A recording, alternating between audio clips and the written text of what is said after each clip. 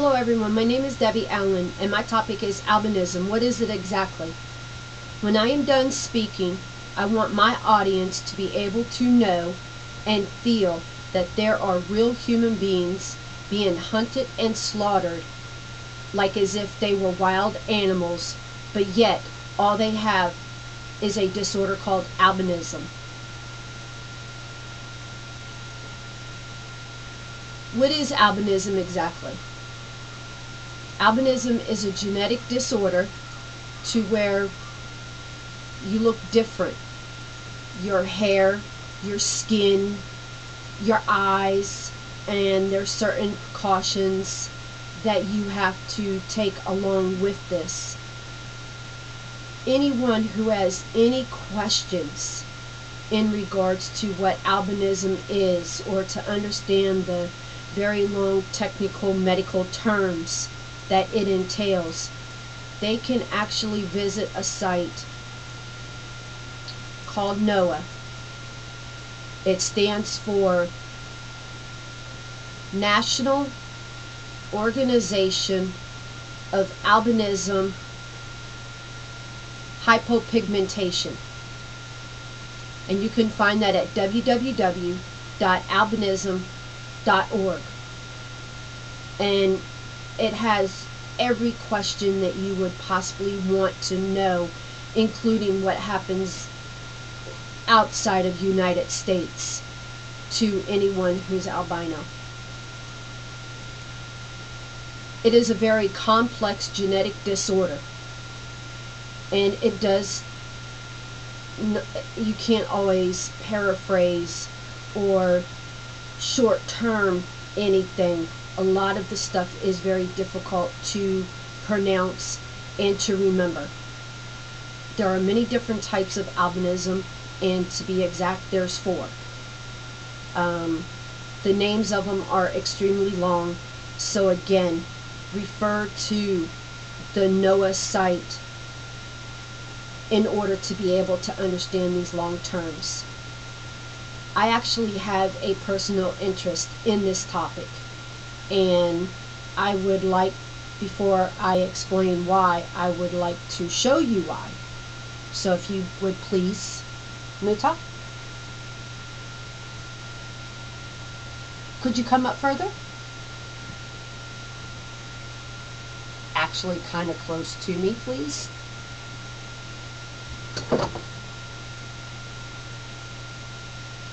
I don't know if you can see, but from his hair color and the pigmentation of his skin and even his clothing, he actually has to be very protected in the sun. Sunscreen, he has to wear protective clothing. Normally when he's outside, he has to wear a hat and he has to wear special glasses. He does not have the blue eyes or the red eyes, but he does have the black. And it does get difficult for him to be able to go outside and be social because he thinks people aren't going to like him because he looks different. But he just doesn't know. He's very well loved, and I try to take care of him the best way that I can. Thank you. You can go play now. It does involve a lot of testing in order to determine if someone is albino. And no matter if someone is born with some type of albinism, they are being treated unfairly, whether it's in the United States or whether it's in another country. A lot of people are not being treated as equals, and all they do is look different.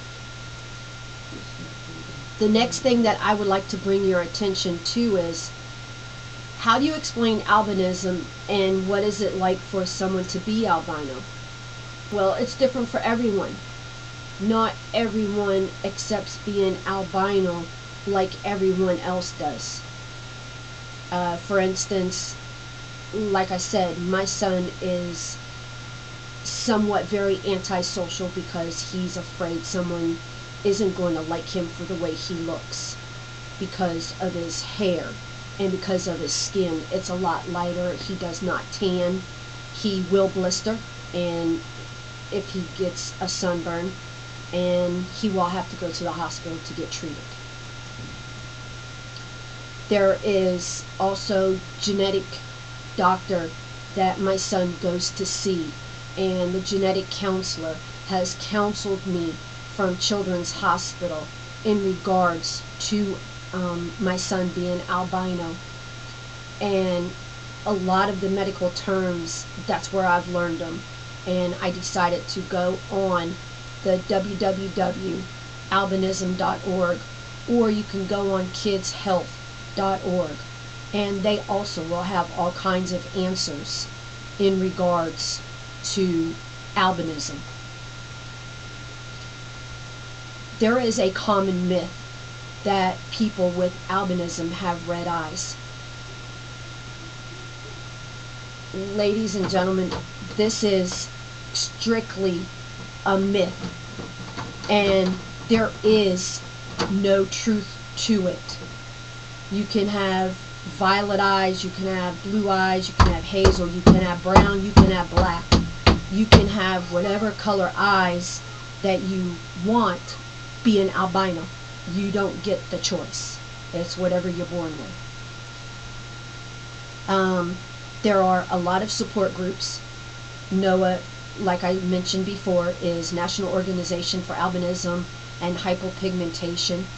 And there's also the U.S. National Library of Medicine, NIH, which is National Institutes of Health. I understand that these are very long words and sometimes even a little difficult to understand, but those are actual sites. They have a lot of support to families, to even just albinos individually, in order to be able to understand the condition a lot better. They are very good, excellent sources. The other thing that I would like to point out is that there are people in the world that was born with albinism and chose not to let it get to them down or feeling sorry for themselves. They actually made a name for themselves. Someone very popular, Sean Ross, he's in the entertainment business. Edgar Winters, he's also very well known, and they each have their own individual website to where you can go and read up on how they did not let them be an albino get them down, and it actually helped them to keep fighting for life and make a name for themselves. Now, if you don't mind, I would like to show you a video real quick. Is about how albinos in Tanzania get treated just because they're albino.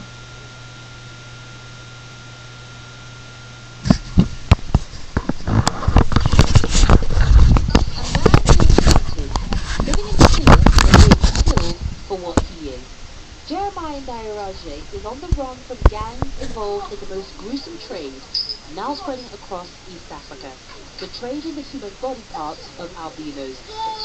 Some African witch doctors are using them to concoct so-called good luck potions. They claim the body parts, skin, golden hair, and even the genitals of albinos will bring good luck in love, life, and business. I'm sorry for being absent while showing this video, but I just wanted the impact of it to really reach everyone, to show that this is how people in other countries have to live. They have to run, they have to escape, they have to hide. They don't have a life. We're here because they're hunting us. They want to kill us because of the color of our skin. Emmeline and her brother Bertrand fled after a suspicious visitor came to their house.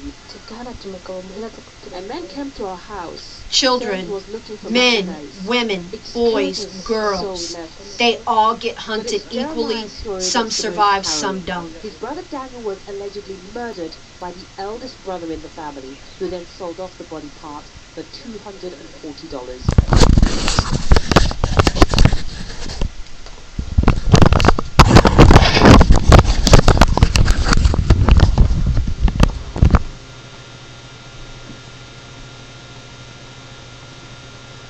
Sorry for that inconvenience, everyone, but I just wanted, like I said, the impact of that video to really hit home, because I am so fortunate to not be in East Africa with my son, because I would have to watch my son be slaughtered and have his body parts, skin, hair, anything and everything that made his body would be sold for a profit. Sometimes it's done for good luck, sometimes it's done for bad luck, but regardless of the fact of what kind of luck it's done for, it should not be done. No one should have to sacrifice their life just because they're different. I hope that this has helped to educate someone who is albino, whether you're in the United States or whether you are in the country. Thank you for your time, and I hope this really helps everyone to realize they need help. So let's do something about it. Thank you.